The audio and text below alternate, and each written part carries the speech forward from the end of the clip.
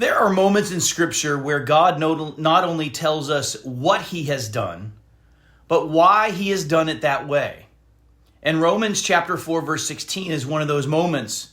In this verse, Paul writes, "That is why it depends on faith, in order that the promise may rest on grace and be guaranteed to all Abraham's offspring." Now that single sentence pulls together everything that Paul has been saying, particularly in the first 3 and 4 chapters of Romans. Faith is not God's alternative to works. It's not his backup plan. It's God's eternal plan and purpose. Life and fellowship with God has always been based on grace by faith. And if righteousness depended on works, then grace would no longer be grace. But because it depends on faith and grace, this promise rests firmly on God's generosity rather than our performance. And Paul tells us the very reason, so that the promise may be guaranteed.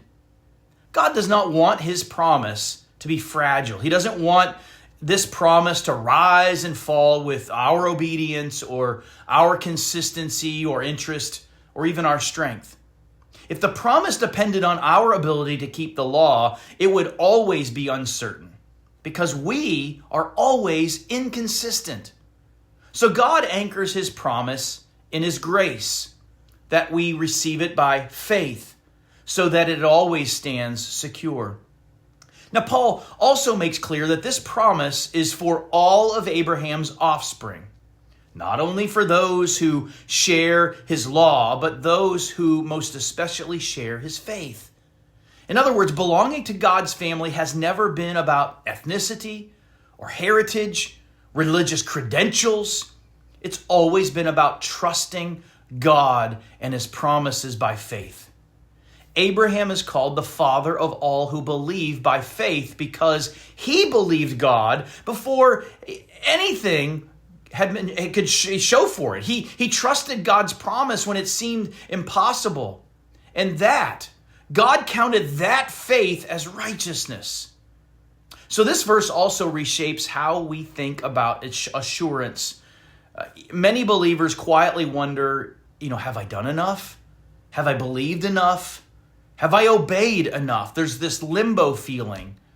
But Romans 4:16 tells us that we need not fear because the promise does not rest on you, it rests on God and his grace.